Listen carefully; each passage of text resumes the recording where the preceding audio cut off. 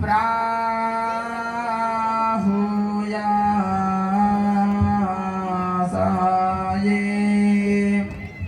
मारुद्भिः आग्ना आगः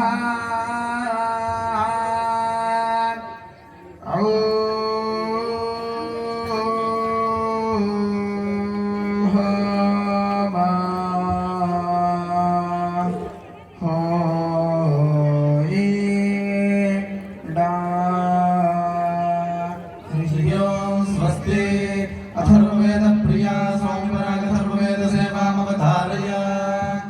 ओम अग्निर्वायुश्च सूर्यश्च सह संजस्करधिया वायवश्वा रश्मिपतयः मरीच्यात्मानो अद्रुः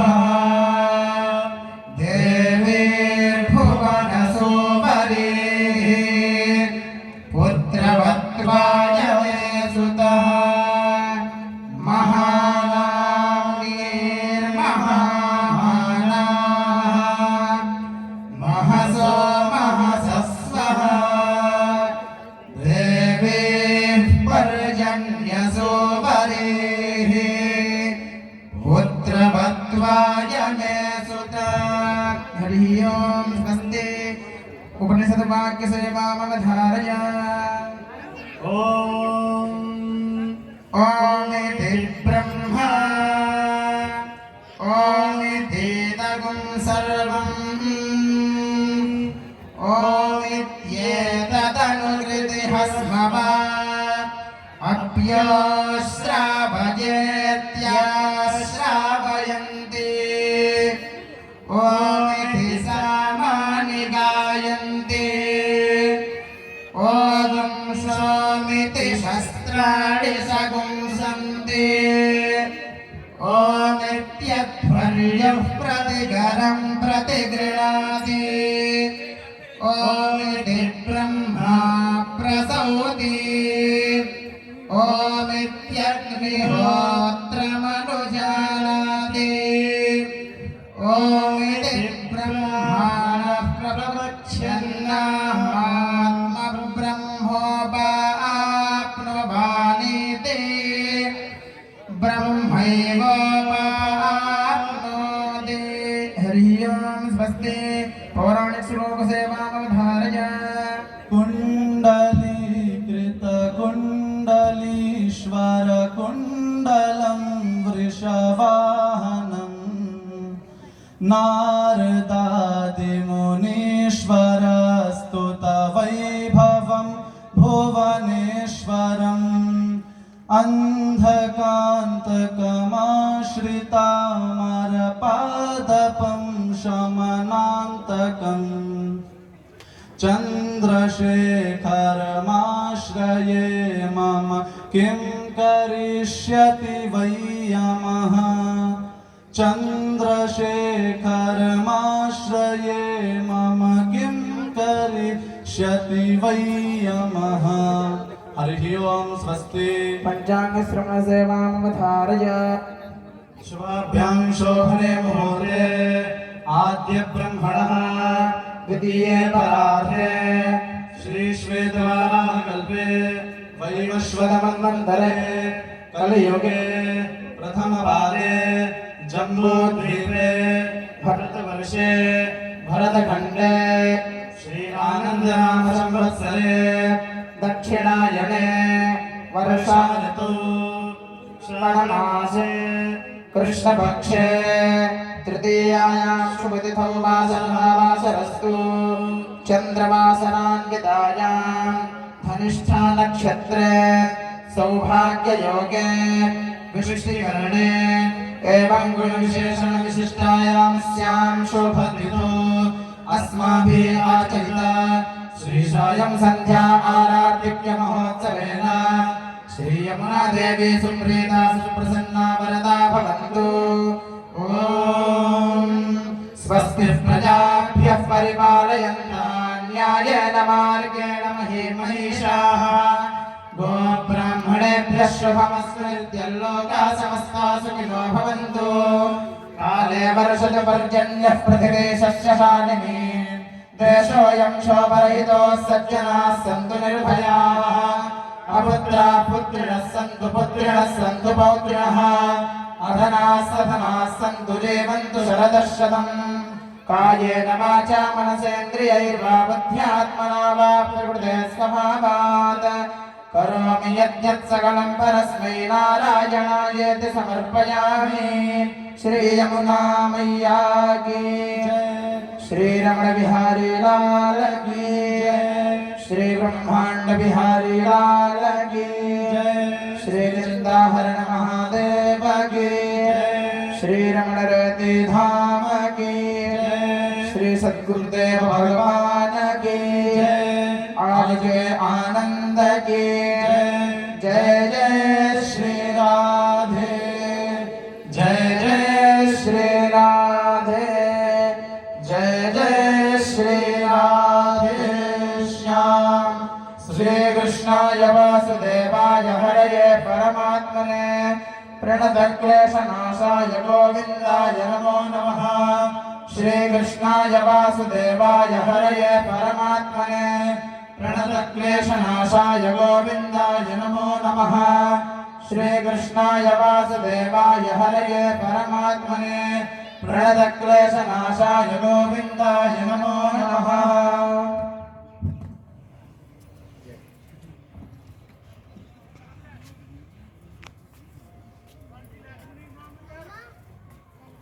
ठाकुर हमरे रमण बिहारी हम हैं रमण बिहारी के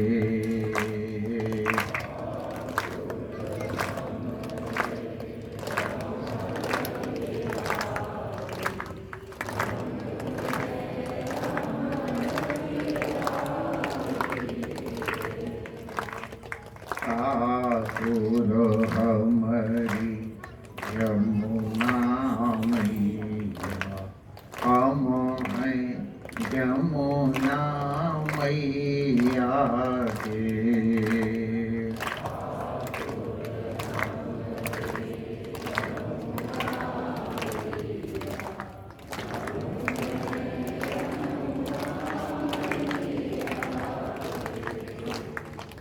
ठाकुर हमरे सद्गुरु प्यारे हम हैं सद्गुरु प्यारे के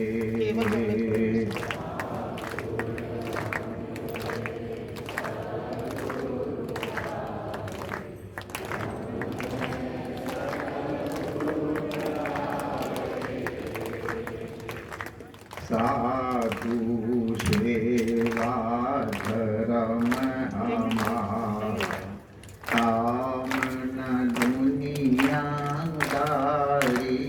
से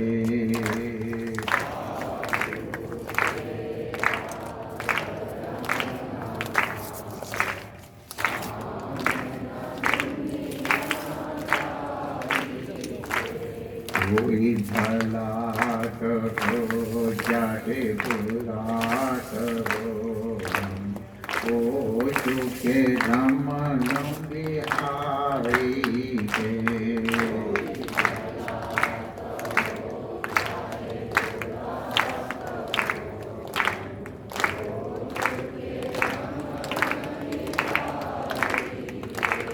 हम हो चुके यमुना मैया के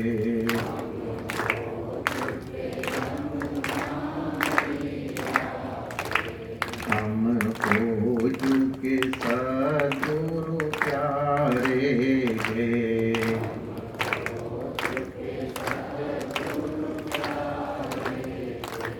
हम हो चुके रमण बिहारी के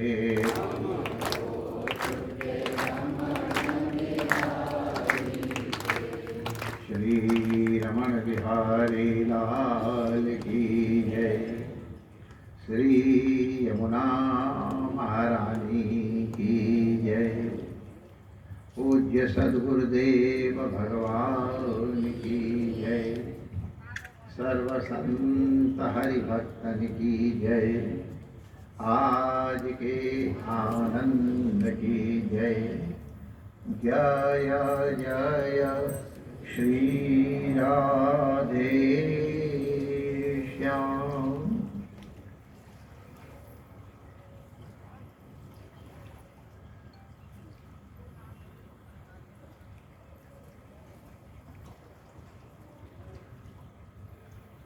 नारायण नारायण नारायण नारायण।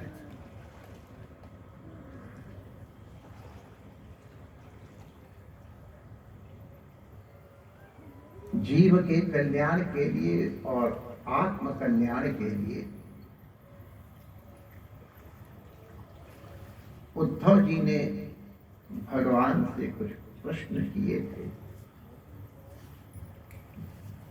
ये मानस रोगों की निवृत्ति कैसे? ये सबके हैं, कुछ लोग तो जानते ही नहीं हैं। सबसे उत्तम मूल है जिन्हें न व्यापे जगत गति, इसलिए उनके प्रयास का तो कोई प्रश्न ही नहीं है। जो अपने दोषों को बुरे मानते, भाई देखो मेरा क्रोधी स्वभाव है, हम पहले बताए थे। अब इस क्रोधी स्वभाव को अगर अपना गुण मान लिया तो कहां से दूर होएगा?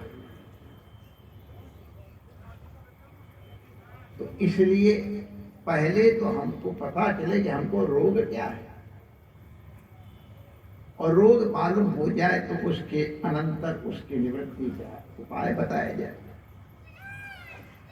तो भगवान ने बड़े विस्तार के साथ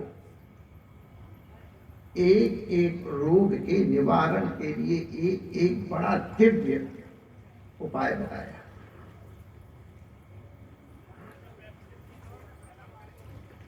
सब उपाय बताने के अनंतर भगवान ने कहा, ये जो रोग निवृत्ति के हमने इतने साधन बताए हैं ना, जिनका उन साधनों के माध्यम से जो फल प्राप्त होता है,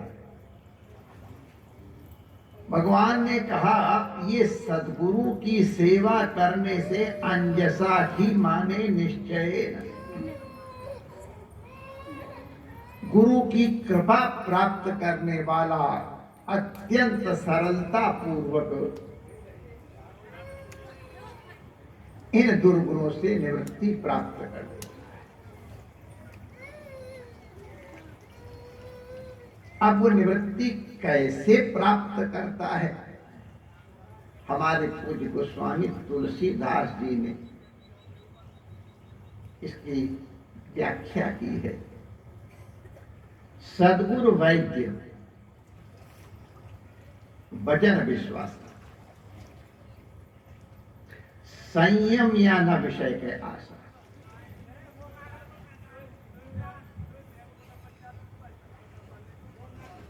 कोई भी रोग के निवारण के लिए सबसे पहला हेतु है कि रोग क्या है, इसको जान, इसको निदान कहते हैं। क्या रोग है?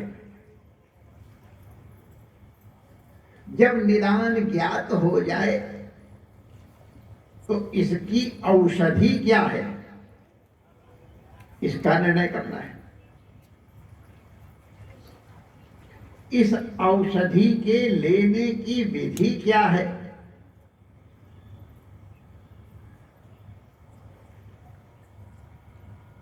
फिर इसका अनुपान क्या है,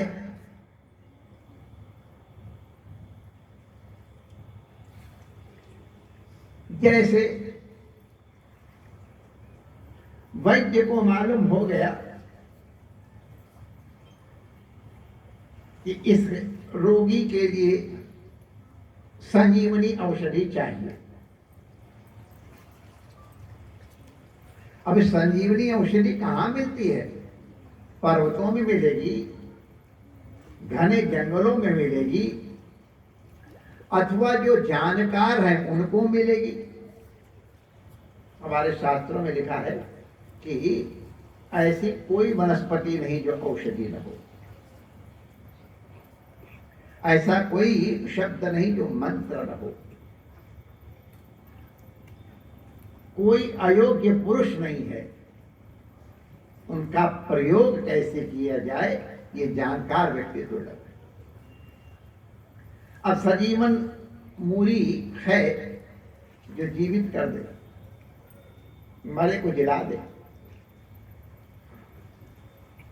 तो ये भी कई तरह की है, इनके अनेक भेद हैं। फिर इस मूरी की, इस बूटी की, इस औषधि की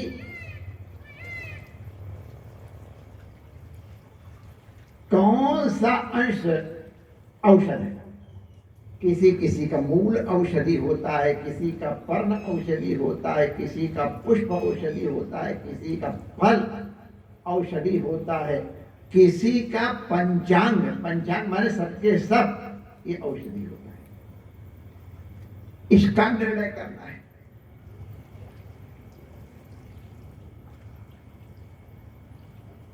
फिर इसके साथ अनुपान किस चीज के साथ लेना है,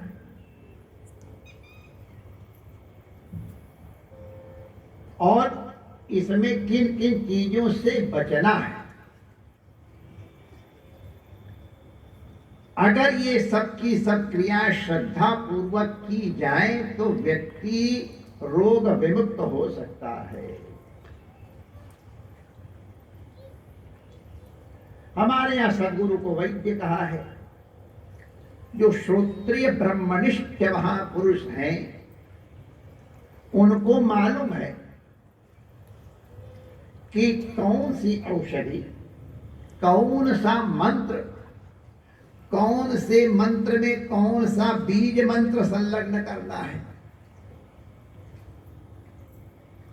इनका ध्यान क्या है। अलग अलग इनका ध्यान भी अलग अलग होता है। उदाहरण के अगर आप लोग देखना चाहें, क्योंकि राम जी की बात चल रही तो राम राष्ट्रोपनिषद है, उसमें ये सब विधियां लिखी हुई। ये केवल जानकारी के लिए कर लेना, अपने आप दवाई देना मत शुरू कर देना, वह तुम्हारी जिम्मेदारी है। तो खाली आपको बता रहे हैं कि इतने प्रकार के मंत्र, उनके ध्यान, उनके न्यास, ये सब अलग है। तो जो श्रोत्रिय ब्रह्मनिष्ठ है उसको मालूम है कि इस व्यक्ति का रोग ये है, इसलिए इसको ये औषधि देना है। ये कर्तव्य तो गुरु का हो गया कि ठीक से निदान कर दे और ठीक से औषधि दे। और अगर शिष्य को अपने गुरु पे या औषधि पे विश्वास नहीं है, मंत्र में, देव में, गुरु में, विग्रह में यादृशी भावना यस्य सिद्धिर्भवति तादृशी, जिस प्रकार की भावना ली जाती है उसके अनुसार फल की प्राप्ति होती है। तो कौनो सिद्ध के बिन विश्वासा, बिना विश्वास की कोई सिद्धि उपलब्धि नहीं होती है। अब बताओ, सीधे पेड़ के ऊपर एक डाल ऐसी खड़ी, उसकी डाल को काट दो, सब समझदार लोग किनारे हो गए। एक ने कहा गुरुजी ने कहा है तो डाल कटेगी ही, और हम लोग कथा जानते हैं, डाल काटा, कुएं में गिरा, लेकिन कुएं गिरते उसको भगवान के दर्शन। तो विश्वास था, इसलिए उसको रघुनाथ का अनुग्रह प्राप्त। तो इसलिए पहले उत्तम शिष्य वही है जो गुरु के ऊपर विश्वास करे, उनके वचनों पर विश्वास करे, उनके बताए हुए मार्ग में ये करो और ये न करो। दो प्रकार की विधि होती है, एक प्रवृत्ति मूलिका, एक निवृत्ति मूलिका। ये करना है, ये नहीं करना है। तो इस प्रकार से सद्गुरु के वचन में विश्वास रखना ये शिष्य के ऊपर है।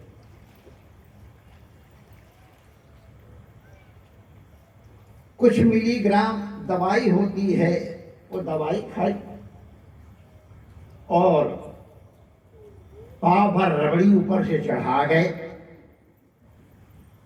अब औषधि क्या फायदा करेगी? इसलिए औषधि ग्रहण करते समय विश्वास के साथ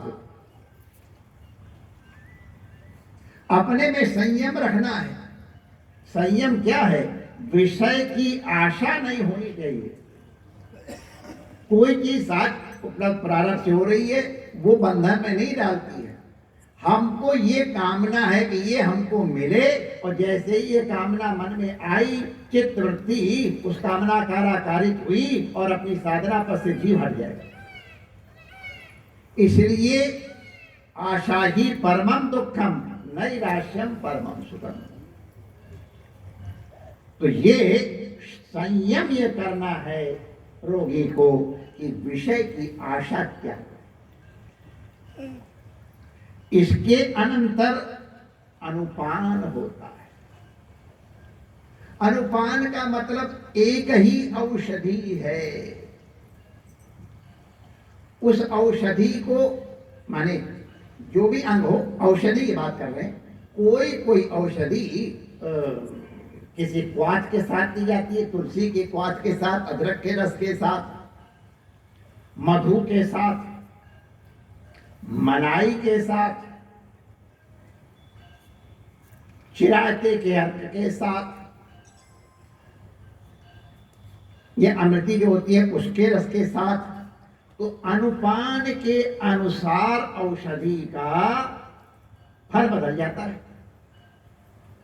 धातु एक है घृ, लेकिन उसमें जब प्रत्यय बदल जाते हैं तो आहार माने कुछ और, संहार माने कुछ और, परिहार माने कुछ और। धातु वही है,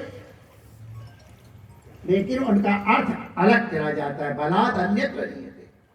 तो इसी तरह से अनुपान के अनुसार औषधि का परिणाम अलग अलग हो जाता है। तो इसलिए अनुपान क्या है?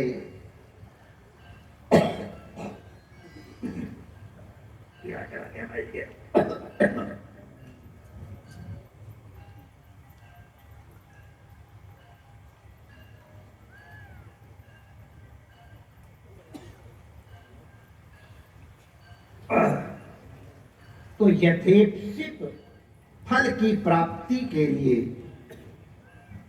श्रद्धा की आवश्यकता है। सात्विक श्रद्धा सब साधनाओं के लिए उत्तम अनुपान है।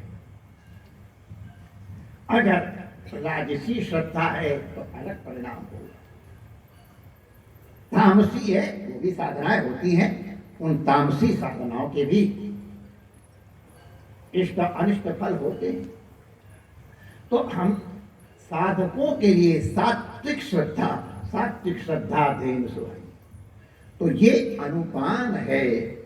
तो अगर हम वैद्य के ऊपर विश्वास करके उनके बताई हुई औषधि को जिस प्रकार से उन्होंने बताया है, जिन चीजों का भाई खट्टा नहीं खाना, मिर्च नहीं खाना, तेल ज्यादा नहीं खाना, ज्यादा तली हुई चीज न खाना, इसी तरह से विषयों की बहुत आशा नहीं करना, ये कामना नहीं करना, ये सबका सब संयम करके। और फिर दवाई तो एक ही है, रघुपति भगत, यही संजीवनी मूली है। भगवान की भक्ति ही है, लेकिन सबके लिए जैसा मैंने अभी संकेत दिया था, भक्ति के भी कई रूप हैं। अब उनकी व्याख्या तो यथांत समय होगी। तो आप किस प्रकार की भक्ति के अधिकारी हैं? आप औषधि के तने के, कि पत्ते के, कि फल के, कि मूल के, कि पंचांग के अधिकारी हैं, ये निर्णय सदगुरु ही करके बताते हैं। जैसा मैंने बताया कि क्या ध्यान होगा, क्या न्यास होगा, कौन सा बीज मंत्र होगा, कितने प्रकार से जप होगा। इस प्रकार से करने से भगवान की भक्ति जो है, वो तो भगवान की भक्ति समस्त रोग नष्ट हो जाते हैं। अच्युतानंद गोविंद नामोच्चारण भेषजात नश्यन्ति सकला रोगा सत्यम सत्यम वदाम्यहम्। ये समस्त रोग नष्ट करने का उपाय माय डियर सदगुरु वैद्य वचन विश्वास। कई लोग गुरु के पास ही अपना महाराज हमको ये मंत्र दो। अभी कल हमारे पास है ये महाराज हमको खेचड़ी मुद्रा बताओ। ये बाबा रामदेव जी की गड़बड़ी हो गई, उसको हम धीरे बता रहे थे और कह दिया सबसे तो पता चल गया, बताना नहीं चाहिए। अरे खेचड़ी मुद्रा कोई खिलौना है जो बता दो चलते फिरते, उसके लिए सीढ़ियां श्री विद्या के लिए लोग आते हैं। धैर्य रखो, श्री विद्या एकदम से षोडशी महाषोडशी नहीं दे दी जाती है, पहले उसके क्रम है 1 2 3 4 5। उन क्रम के अनंतर जब साधक प्रस्तुत हो जाए तब उसके ऊपर अनुग्रह किया जाता है षोडशी या महाषोडशी। तो ये सब करने के बजाय लोग अपने मनमानी हमको तुम्हारा सीधे ही नाभि से जप करना सिखा दो। अब कहाँ से सिखा देंगे तुमको? इसलिए माय डियर थोड़ा आज इसलिए ये बात कही गई है कि लोग कहते हैं हम गुरु के पास तो गए लेकिन हमारा कल्याण नहीं हुआ है। तो देख लो तुम्हारे गुरु की कुछ कमी है कि तुम्हारी कुछ कमी है। तुम्हें विश्वास है कि नहीं? तुमको गुरु ने जो संयम बताया था वो तुमने किया? जिस अनुपान के साथ ग्रहण करने के लिए औषधि की वो की? अगर इतना करने पे नहीं होता तो गुरु की जिम्मेदारी है, और अगर इतना तुमने नहीं किया तो शिष्य की जिम्मेदारी है। उद्धरेत आत्मान आत्मान, गुरु के ऊपर वचनों पर विश्वास करके जो अपने मोक्ष का, मुक्ति का, भक्ति की, प्रभु की प्राप्ति का उपाय करता है उसको भगवान जरूर अनुग्रह करते हैं। वो पूजन चल रहा है, इसी प्रसंग में चर्चा चली। परमात्मा आप सबका मंगल करे। जो परमात्मा श्री कृष्ण परम गुरु हैं, जगत गुरु हैं, उन्हीं की स्वरूपा यमुना महारानी परम गुरु हैं, उनके चरणों में वंदन करते हैं। आप सब महापुरुषों का अभिनंदन और अभिवादन करते हैं। पूज्य ऋषि कुमार और आचार्य श्री का भी प्रणाम करते हैं, तथा जितने यहाँ भाई बहन बैठे हैं और विज्ञान के माध्यम से जो हमारे साथ इस समय जुड़े हुए हैं, इन सबके प्रति मंगल कामना करते अपनी वाणी को विराम देते हैं। जय श्री कृष्ण।